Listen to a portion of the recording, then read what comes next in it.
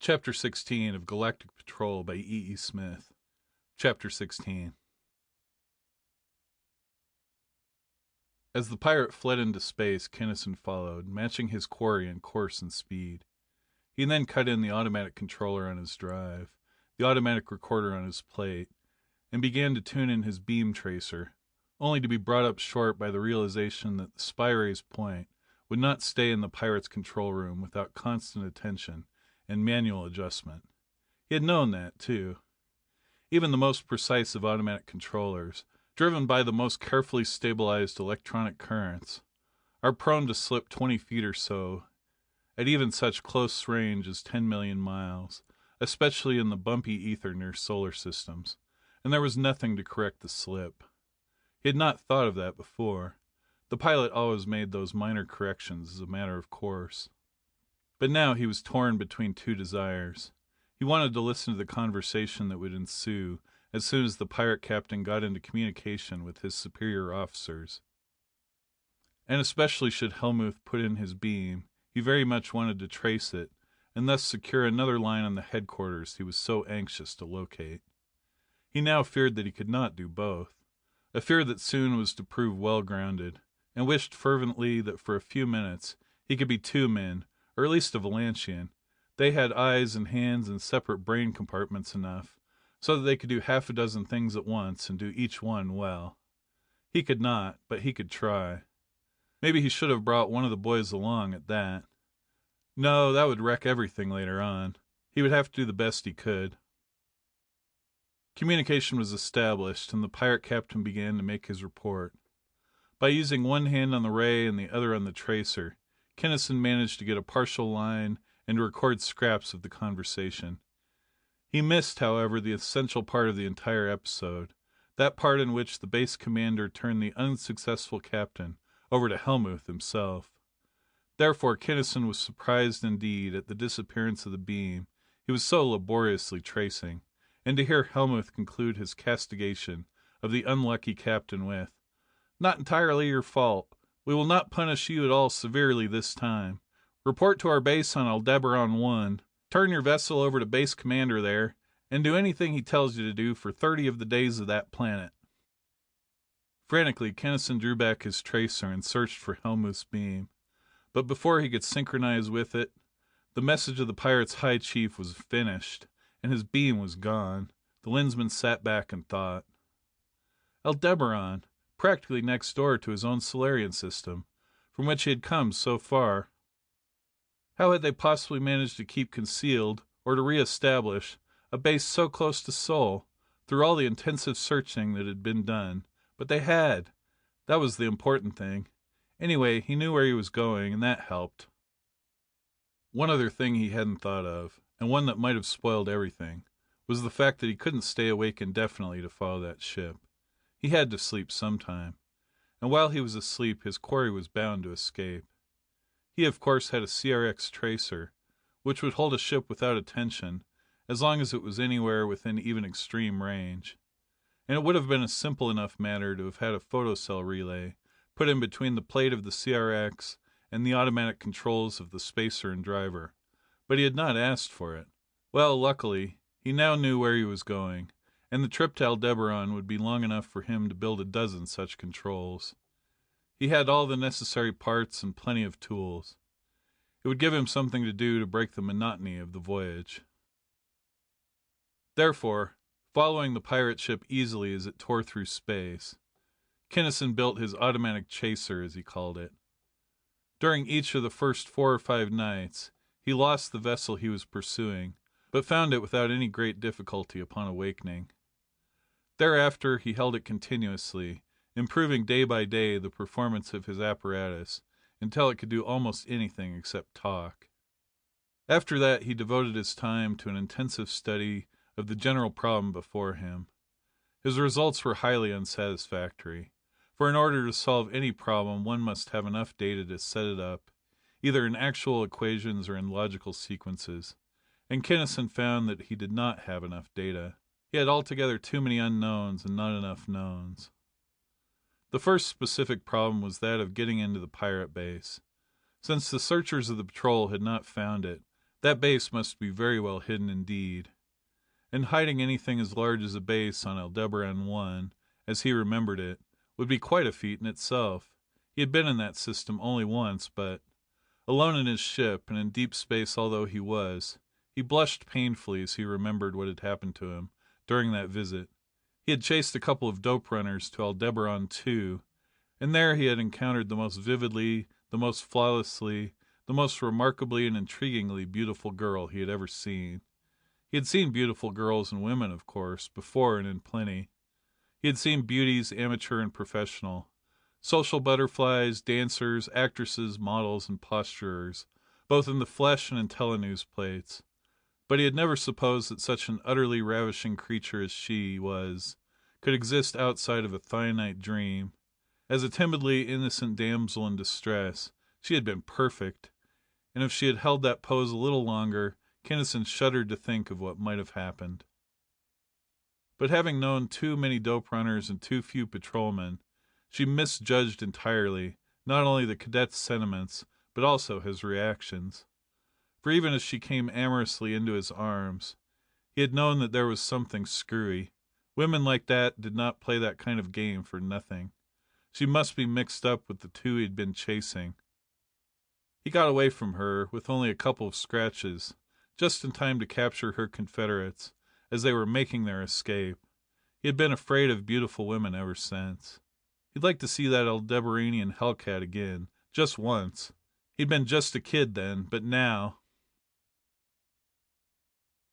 But that line of thought was getting him nowhere fast. It was Aldebaran 1 that he had better be thinking of.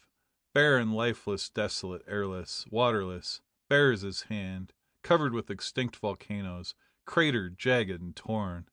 To hide a base on that planet would take plenty of doing, and conversely, it would be correspondingly difficult of approach. If on the surface at all, which he doubted very strongly, it would be covered.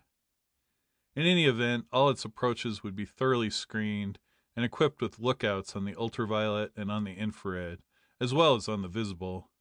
His detector nullifier wouldn't help him much there. Those screens and lookouts were bad, very, very bad. Question: could anything get into that base without setting off an alarm? His speedster could not even get close, that was certain. Could he, alone? He would have to wear armor, of course, to hold his air, and it would radiate. Not necessarily. He could land out of range and walk without power, but there were still the screens and the lookouts. If the pirates were on their toes, it simply wasn't in the cards, and he had to assume that they would be alert. What, then, could pass those barriers? Prolonged consideration of every facet of the situation gave definite answer, and marked out clearly the course he must take. Something admitted by the pirates themselves was the only thing that could get in. The vessel ahead of his was going in. Therefore, he must and would enter that base within the pirate vessel itself. With that point decided, there remained only the working out of a method, which proved to be almost ridiculously simple. Once inside the base, what should he, or rather what could he, do? For days he made and discarded plans, but finally he tossed them all out of his mind.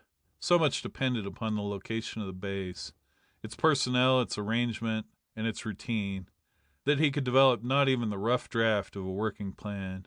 He knew what he wanted to do, but he had not even the remotest idea as to how he could go about doing it. Of the opening that appeared, he would have to choose the most feasible, and fit his actions to whatever situation then and there obtained.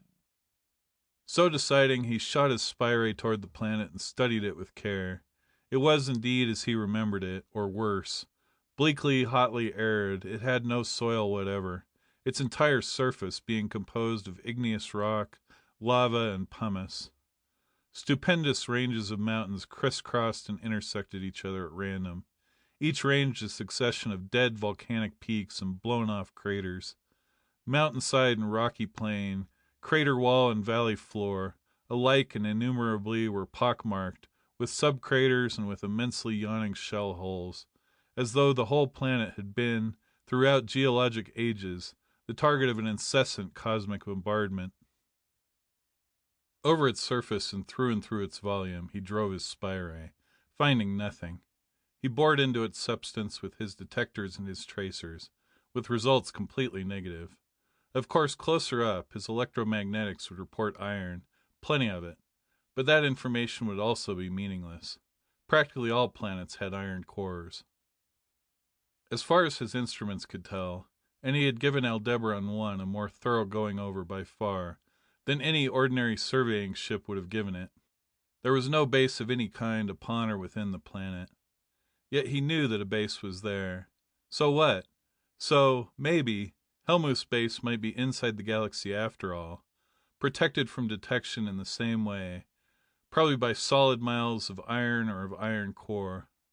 A second line upon that base had now become imperative, but they were approaching the system fast. He had better get ready. He belted on his personal equipment, including a nullifier, then inspected his armor, checking its supplies and apparatus carefully, before he hooked it ready to his hand. Glancing into the plate, he noted with approval that his chaser was functioning perfectly. Pursued and pursuer were now both well inside the solar system of Aldebaran, and as slowed the pirate, so slowed the speedster.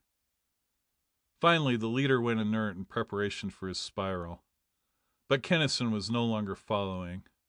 Before he went inert, he flashed down to within 50,000 miles of the planet's forbidding surface. He then cut his Bergenholm, threw the speedster into an almost circular orbit, well away from the landing orbit selected by the pirate, cut off all his power, and drifted. He stayed in the speedster, observing and computing, until he had so exactly defined its path that he could find it unerringly at any future instant. Then he went into the airlock, stepped out into space, and waiting only to be sure that the portal had snapped shut behind him, set his course toward the pirate's spiral. Inert now, his progress was so slow as to seem imperceptible, but he had plenty of time. It was only relatively that his speed was low. He was actually hurtling through space at the rate of well over 2,000 miles an hour, and his powerful little driver was increasing that speed constantly, by an acceleration of 2 Earth gravities. Soon the vessel crept up, beneath him now, and Kinnison, increasing his drive to 5 gravities, shot toward it in a long, slanting dive. This was the most ticklish minute of the trip, but the Lensmen had assumed correctly that the officers of the badly undermanned ship would be looking ahead of them and down, not backward and up. They were, and he made his approach unseen. The approach itself, the boarding of an inert spaceship at its frightful landing spiral velocity, was elementary to any competent spaceman, simplicity itself. There was not even a flare to bother him or to reveal him to sight, as the braking jets were now doing all the work. Matching course and velocity ever more closely, he crept up, flung his magnet, pulled up hand over hand, opened the emergency inlet lock, and there he was. Unconcernedly, he made his way along the sternway and into the now deserted quarters of the fighters. There he lay down in a hammock, snapped the acceleration straps, and shot his spy ray into the control room. And there, in the pirate captain's own visiplate, he observed the rugged and torn topography of the terrain below, as the pilot fought his ship down, mile by mile. Tough going, this, Kinnison reflected, and the bird was doing a nice job, even if he was taking it the hard way, bringing her down straight on her nose instead of taking one more spiral around the planet and then sliding in on her underjets, which were designed and placed specifically for such work.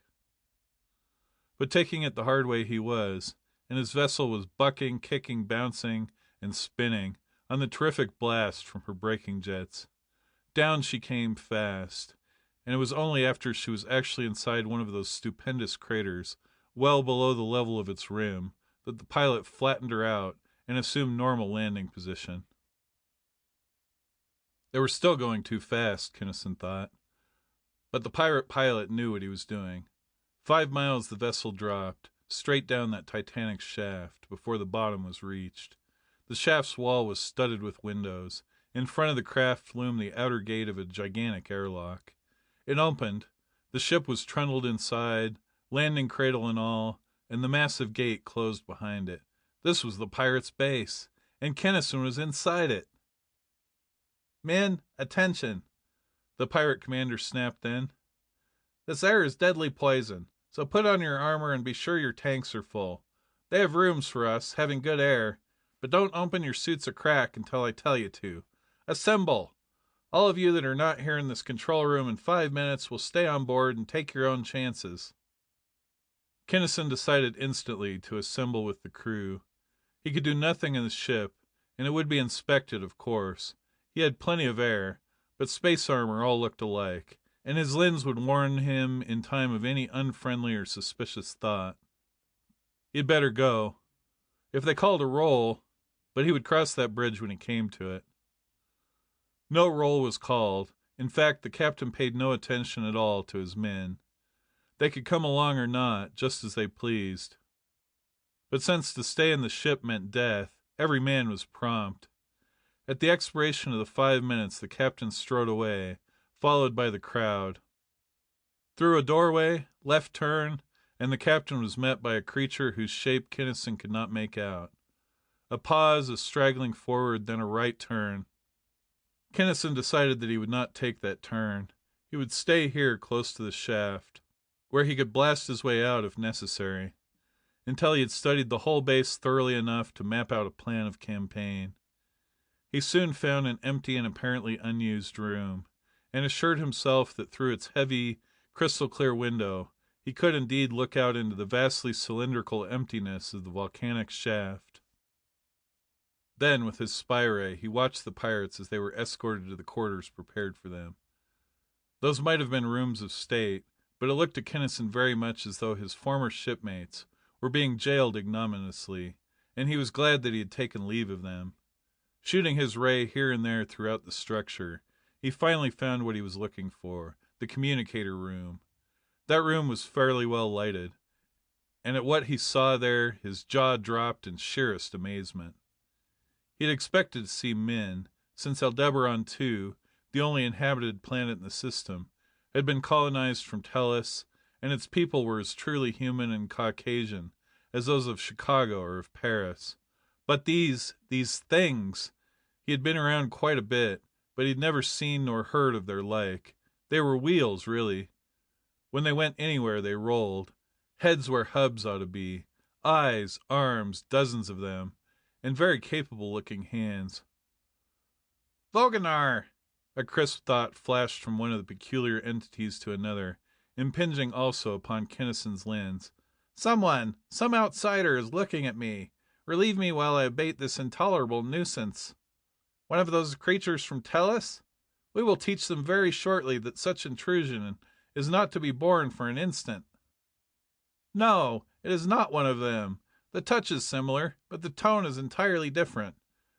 Nor could it be one of them, for not one of them is equipped with the instrument which is such a clumsy substitute for the sense of perception, with which all really intelligent races are endowed in their minds.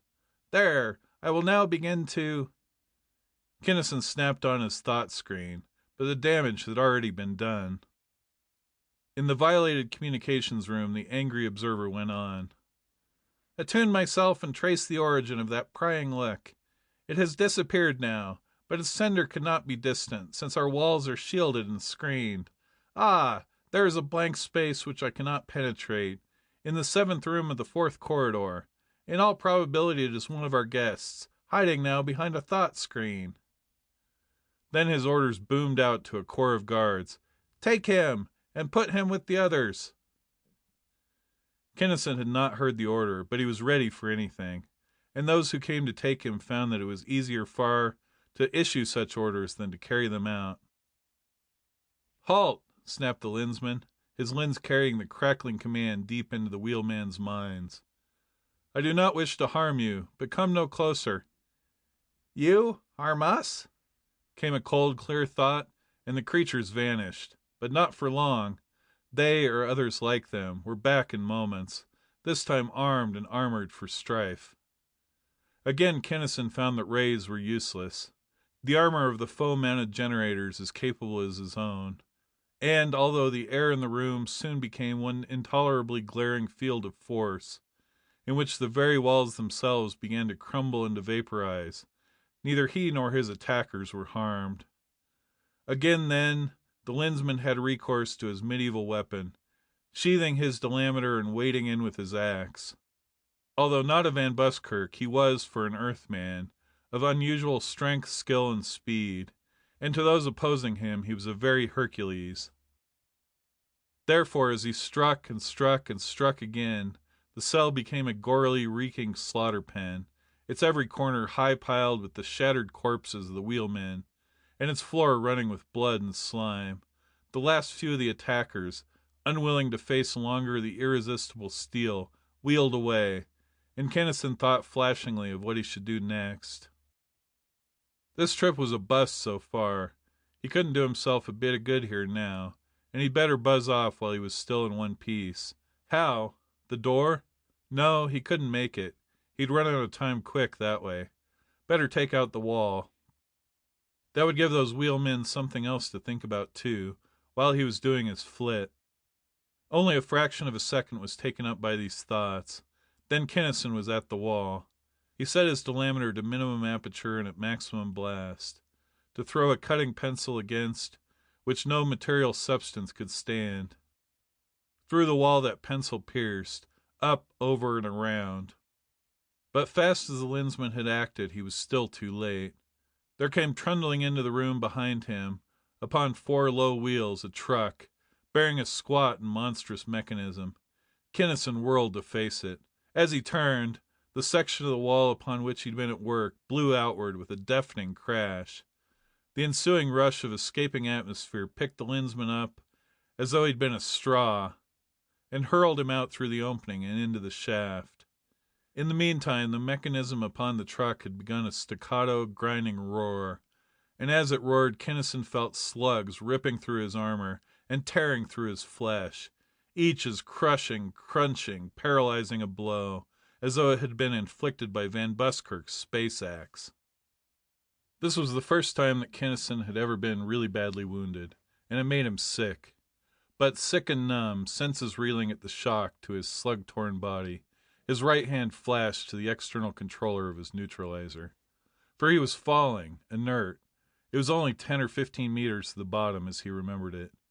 He had mighty little time to waste if he were not to land inert. He snapped the controller. Nothing happened. Something had been shot away. His driver, too, was dead. Snapping the sleeve of his armor into its clamps, he began to withdraw his arm in order to operate the internal controls. But he ran out of time. He crashed on the top of a subsiding pile of masonry which had preceded him, but which had not yet attained a state of equilibrium, underneath a shower of similar material, which rebounded from his armor in a boiler shop clangor of noise. Well it was that that heap of masonry had not yet had time to settle into form, for in some slight measure it acted as a cushion to break the Lensman's fall. But an inert fall of 40 feet, even cushioned by rocks, is in no sense a light one. Kinnison crashed. It seemed as though 1,000 pile drivers struck him at once. Surges of almost unbearable agony swept over him, as bones snapped and bruised flesh gave way. He knew dimly that a merciful tide of oblivion was reaching up to engulf his shrieking, suffering mind. But foggily at first, in the stunned confusion of his entire being, something stirred, that unknown and unknowable something, that indefinite ultimate quality, that had made him worthy of the lens he wore. He lived, and while a Lensman lived, he did not quit. To quit was to die, then and there, since he was losing air fast. He had plastic in his kit, of course, and the holes were small. He must plug those leaks, and plug them quick. His left arm, he found, could not move at all. It must be smashed pretty badly. Every shallow breath was a searing pain. That meant a rib or two gone out. Luckily, however, he was not breathing blood. Therefore, his lungs must still be intact. He could move his right arm, although it seemed like a lump of clay, or a limb belonging to someone else. But mustering all his power of will, he made it move. He dragged it out of the armor's clamped sleeve, forced the leaden hand to slide through the welter of blood that seemed almost to fill the bulge of his armor. He found his kit box, and after an eternity of pain-racked time, he compelled his sluggish hand to open it and to take out the plastic. Then, in a continuously crescendo throbbing of agony, he forced his maimed, crushed, and broken body to writhe and to wriggle about, so that his one sound hand could find and stop the holes through which his precious air was whistling out and away. Find them he did, and quickly, and sealed them tight, but when he had plugged the last one he slumped down, spent and exhausted. He did not hurt so much now. His suffering had mounted to such terrific heights of intolerable keenness that the nerves themselves, in outraged protest at carrying such a load, had blocked it off. There was much more to do, but he simply could not do it without a rest. Even his iron will could not drive his tortured muscles to any further effort until after they'd been allowed to recuperate a little from what they'd gone through. How much air did he have left, if any, he wondered, foggily and with an entirely detached and disinterested impersonalness. Maybe his tanks were empty. Of course, it couldn't have taken him as long to plug those leaks as it had seemed to, or he wouldn't have had any air left at all, in tanks or suit. He couldn't, however, have much left. He would look at his gauges and see. But now he found that he could not even move his eyeballs. So deep was the coma that was enveloping him. Away off somewhere, there was a billowing expanse of blackness, utterly heavenly in its deep, softly cushioning comfort. And from that sea of peace and surcease, there came reaching to embrace him huge, soft, tender arms. Why suffer? Something crooned at him. It was so much easier to let go. End of chapter 16.